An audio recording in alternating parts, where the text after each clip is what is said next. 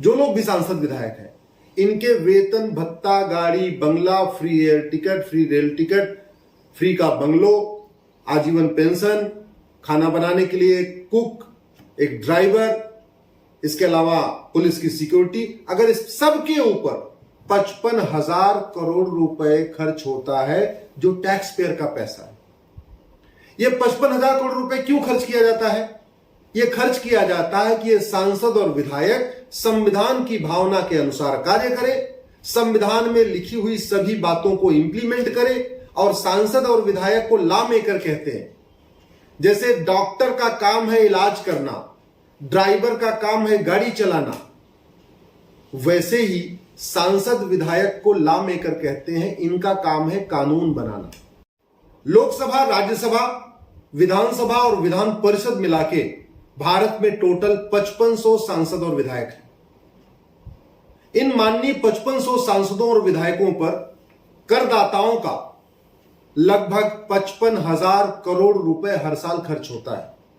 यानी आम जनता, आम नागरिक जो टैक्स पे करते हैं, हर साल 55,000 करोड़ रुपए माननीय सांसदों और विधायकों, मंत्रियों, मुख्यमंत्रियों, जो लोग भी सांसद विधायक हैं, इनके वेतन भत्ता, गाड़ी, बंगला, free air ticket, free rail ticket, free का बंगलो, आजीवन पेंशन, खाना बनाने के लिए एक कुक, एक ड्राइवर, इसके अलावा पुलिस की सिक्योरिटी, अगर इस सब के ऊपर 55,000 करोड़ रुपए खर्च होता है जो टैक्स पेयर का पैसा है।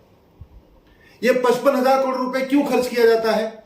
यह खर्च किया जाता है कि ये सांसद और विधायक संविधान की भावना के अनुसार कार्य करे, संविधान में लिखी हुई सभी बातों को इंप्लीमेंट करे। और सांसद और विधायक को लॉ मेकर कहते हैं। जैसे डॉक्टर का काम है इलाज करना, ड्राइवर का काम है गाड़ी चलाना, वैसे ही सांसद विधायक को लॉ मेकर कहते हैं। इनका काम है कानून बनाना। और कैसा कानून बनाना? जो भारत के संविधान में लिखा हुआ है, जो संविधान के प्रियम्बल में 6 शब्द हैं, equality, justice, liberty, fraternity, unity, integrity, उसके अनुरूप कार्य बनाना, उसके अनुरूप कानून बनाना। जो संविधान के आर्टिकल्स अभी तक लागू नहीं हुए, उन सारे आर्टिकल्स को इंप्लीमेंट करना। और क्या काम है सांसदों विधायकों का? यह भी देखते रहना कि हमारे देश का आम नागरिक किन किन समस्याओं से सफर कर रहा है, उन समस्याओं का परमानेंट सोल्यूशन ढूंढना, परमानेंट इलाज करना। यह भी देखना कि भारत में ऐसी कौन सी समस्या है जो विदेश में नहीं है।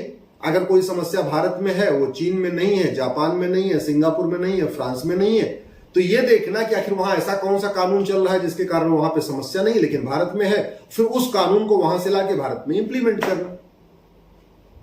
आम जनता की समस्याओं के ऊपर संसद, विधानसभा में चर्चा करना, संविधान के बचे हुए आर्टिकल्स जो अभी तक लागू नहीं हुए, उनके ऊपर संसद, विधानसभा में चर्चा करना। इसी काम के लिए भारत के 5500 सांसदों और विधायकों पर 55,000 करोड़ रुपए हर साल खर्च किया जाता है। अब सवाल यह आया है कि आज की डेट में यूनिफॉर्म सिविल कोड की खूब चर्चा हो रही है।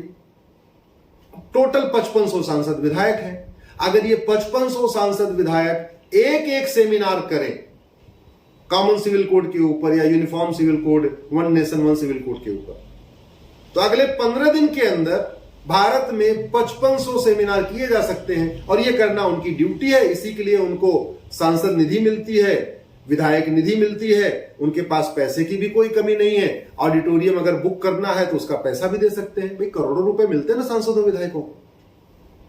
इसलिए मैं देश के सभी सांसदों से, विधायकों से निवेदन करता हूं, कम से कम अगले 15 दिन के अंदर एक सेमिनार करिए one nation one civil code पर।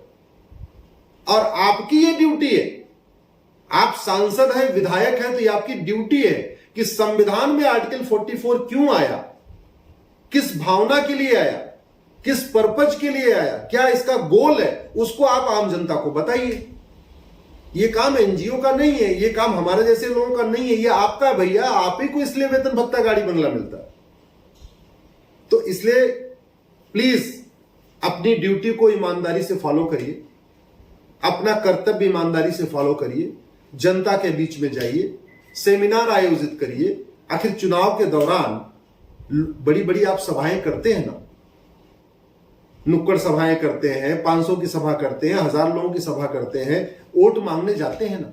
तो जब वोट मांगने जा सकते हैं, हालांकि वो संविधान में नहीं लिखा हुआ है, उसके लिए आपको वेतन भत्ता भी नहीं मिलता, तो जिस काम के लिए वेतन भत्ता गाड़ी बंगला मिलता है वो काम आप क्यों नहीं कर रहे? अगर ड्राइवर अपना काम ईमानदारी से नहीं करता तो हम कहते हैं ड्राइवर मक्कारी कर रहा है। डॉक्टर अपना काम ईमानदारी से नहीं करता तो हम कहते हैं डॉक्टर मक्कारी कर रहा है। अगर कोई मिस्त्री अपना काम ईमानदारी से नहीं करता लेकिन दिहाड़ी लेता है तो हम कहते हैं हरामखोरी कर रहा है। तो प्लीज ये काम आप मत करिए, अपनी ड्यूटी के साथ मक्कारी मत करिए, हरामखोरी मत करिए। और संविधान की आपने शपथ लिया हुआ है, इसलिए आपकी तो ये ड्यूटी है कि संविधान की भावना को जन जन तक पहुंचाना, संविधान में लिखी हुई बात को आम जनता तक पहुंचाना। तो संविधान का विरोध करके देश के साथ गद्दारी मत करिए। जिस संविधान की शपथ लेते हैं उसी संविधान के आर्टिकल्स का, उसी संविधान में लिखे हुए अनुच्छेदों का विरोध कर रहे हैं कुछ लोग। ये गद्दारी नहीं हुई? ये देशद्रोह नहीं हुआ क्या?